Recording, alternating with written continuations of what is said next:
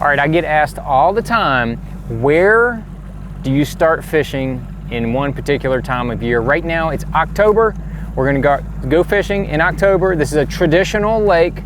We're gonna show you a few different places to start fishing during the month of October to point you in the right direction. We're out here right now. It's, you know, not mid-morning yet, but we're in the morning. I'm gonna show you a couple places. We're gonna start with one of my favorite places. A lot of people don't know what this means when guys say it, but we're gonna start in what I consider a funnel. Go back here, fish around this funnel a little bit. I'll show you what to look for and kind of give you an idea how to fish it, and then we'll kind of go from there. So let's check it out. All right, here we are. First place, we're in the back of a creek. A lot of times in the fall, the bait fish will come towards the backs of the creeks, and people say, okay, well, there's like 40 creeks on this lake. Are they in every one of them? Where do I start? Well, one of the places I like to look for, and this is a very textbook funnel. You can see it's an old bridge right here, and what it does is it necks down. The whole creek is wider back here. It necks down back here towards the back. There is a further creek back beyond here, and so what this does is it's a funnel point. Now, funnel points don't have to be bridges. They can be where points stick out into the lake. They can be other things, but we're gonna fish around this here for a few seconds and see what happens, and then we'll kind of go from there, show you some other stuff to look for. Now, when you get back into these funnel areas, that is the areas where you want to start looking for bait fish. In the fall, a lot of times the bait fish will almost seem like they're everywhere, because you'll see shad flicking on the main channel. You'll see shad getting active in pockets and stuff like that. But really, where they're going to be heading is towards the backs of the creeks and the backs of the pockets. That's usually where a little more stained water is. And once you get these cooler nights, fish start headed back there. I've already seen some shad flicking in this area towards the back in there. So I know that this is an area where it's probably going to go down. It can be a matter of timing. These funnel type areas, you could fish them 2-3 times during the course of a day, especially if you catch a fish or two off of them. But those are great. The funnel areas are great places to start. Cranking, topwater, jigging. I mean, that's a whole nother deal on how to catch them. But these fish in October, they're moving a lot. They're going to be coming towards the backs of the creeks. These funnel areas are a great area to intercept them and run into them. But we got some more stuff to look at. Not just bridges, not just the funnels, but as you get close to the funnels. Now we're talking like within, let's say, 50 or 100 yards of these funnel areas, whether it's a bridge, whether it's a point that juts out into the lake, there are going to be other cover to fish. Now, you might have, a big laydown that'll come through. You can look over here, and there's a big laydown right over here.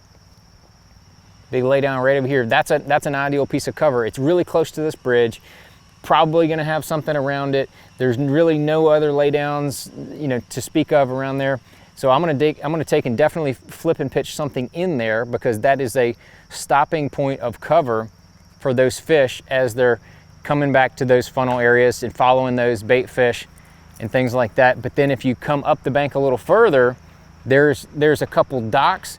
I'm telling you right now, I know those are going to be key docks, because they're the closest cover that you're going to have to this funnel point. That's going to be another stopping area for those bass as they're coming towards the backs of the creeks. They're moving in and out, following the bait. They're going to be around these docks right here. I'm going to be flipping and pitching those docks, maybe throwing a crankbait near them or topwater. I'm going to be hitting the first couple, main pieces of cover that I'm going to see right around those funnels. Not just the funnels, but that whole little vicinity as well. I'm going to break that down and make sure that we don't intercept those bass as they're trying to intercept those shad, if you know what I mean. So what I've worked out away from that little bridge we found in the back. There was some bait back there, but not what I'd consider a lot. Maybe we're a little bit early on that deal. So I'm gonna work my way out. This is one of the first basically points that you come to when you come out of the pocket. and there's some rocks on it. Haven't had anything yet, but I'm looking on my depth finder. I'm seeing a few bait fish. That's another thing. Not only are you going to be able to see visual bait fish this time of year, but you're also going to be keeping an eye on your electronics. You don't have to have all the latest forward view and 360 and all that kind of stuff to see the bait fish. You can definitely see bait fish on 2D sonar. If you get around in the right areas, your screen's going to light up. That'll let you know that you're definitely in the right area. I haven't seen that yet, so we're just kind of working our way out of here. We might be bouncing around and trying some other areas, or the bait fish may not quite be moved up yet. That could be the situation. So that's the part of the other thing. But in the backs of these pockets, there's one big point I want to point out to you about where they're going to be. Now there's the flat side of the cove, and then there's the channel swing side. In the fall, in October, I've caught fish on both sides of those banks. And if you're going to be fishing the flatter sides, the flatter sides, you're going to look for the isolated cover, the isolated laydowns, the isolated rocks, isolated stumps if you can find them. And if you pay attention to your rod and reel, you can feel those as you hit. So like right there, I hit that rock that was way out there off the bank, and I'm going to throw back out a little bit further and explore that to see exactly what all is out there. Hopefully there's a fish out there on it, but we're going to explore that isolated stuff on the flatter sides. Now on the steeper channel swing sides, that's going to be a little more obvious. You're going to be fishing right up against the bank. A lot of times those fish will be really close.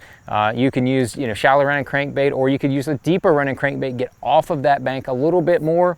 And then the one other thing that I've seen in that October time period is that if you have a nice bright sunny day, a lot of times that puts them on the flat side. It's almost opposite of what you would think. That puts them on that flat side, and you get those heavy overcast days, maybe even rain, something like that, tends to put them on the channel swing side. That's just what I've seen over the years. Now that's not a steadfast rule. If I would definitely check both sides, but if you fish that flat side and you catch one or two, I'd be looking for that isolated cover on the flat sides, back near those funnel areas, things like that, because that sun seems to put them on that flat side. Something about the water heating up on those cooler nights and gets those fish out there and gets them active. So we'll keep bouncing around and show you a few more places that you need to be looking for in October. All right, so the kind of the final piece of the puzzle for finding fish in October is kind of two parts, and you can see both of them in this area, one of which right behind me. We've got a couple isolated docks in the backs of pockets. Now, as we talked about, fish moving towards the backs of the creeks and backs of the pockets, the bait fish and the bass, this is an isolated, there's only one on this side, and then there's only one on that side. So there's only one dock really that there can be on that side, and really only one dock on this side. The isolated one's definitely better, and it's a two-pronged approach. I'm gonna either take some sort of jig, like a little mini flip, and skip it around up under the docks, especially around the edges of the floaters. That seems to be an area that they really like to get under in the backs, and almost the docks almost can't be too shallow. Really, they'll get way back up in there real shallow, shallower than you think they would be. But the other deal in the backs of these types of pockets is topwater. You're gonna throw topwater around these docks, down the middle. These fish could be just cruising around anywhere in the backs of these pockets. That's gonna be key stuff. Topwater around it, throw that mini flip up under there, definitely good to go. But I'm gonna spin the boat right here while we're talking. You're gonna say, hey John, my lake does not have any docks on it. Well, hold tight, sir or madam, because if you don't have docks, you can definitely still throw topwater in the backs of there. But the other deal that you may want to check, even in a lake that has docks, is I call them secondary points, but it's basically in October, it's the first point coming out of a pocket. So you saw the back of that pocket. Now right here is the first little point. And now around the corner, you're gonna have another little pocket with some docks in it. Those are probably another good area, but I'm gonna also hit this point right here with topwater. I'm gonna absolutely make sure I hit that with topwater, and it doesn't matter the time of day. Time of day doesn't matter. I'm gonna throw topwater on that point, and then last but not least, if I don't get any takers on the topwater, I will be throwing a Carolina rig. I love a Carolina rig. I've got one right here, but the Carolina rig with a, you know, Missile Baits baby destroyer, something like that, some kind of little small creature bait, and I'd throw it almost all the way to the bank. You know, we're gonna throw it up there in 2 to 3, 4 feet of water, and then we're gonna drag it out, you know, 10 or 15 feet of water. You may go even further out, just kind of depending on if you're not getting bit. Keep backing off, because they're gonna be using this last point as kind of a holding spot, and then they're gonna come up to these docks and then back to these areas, feed on all those shad that are gonna probably be there, and then they're gonna come back and sit on there while they're waiting to go back up there and feed. So that's kind of where to find fish in October. I like fishing in October. A lot of people you know, have fished all year and they're kind of not fishing as much anymore, but I absolutely love it. You can have some really good days. I've caught some really big fish in October before out on lakes like this. You may not go out there and catch as many as you do in, say, April or May, but it's still a great time. So get out there on the water, and hope those tips help you find more fish in the month of October.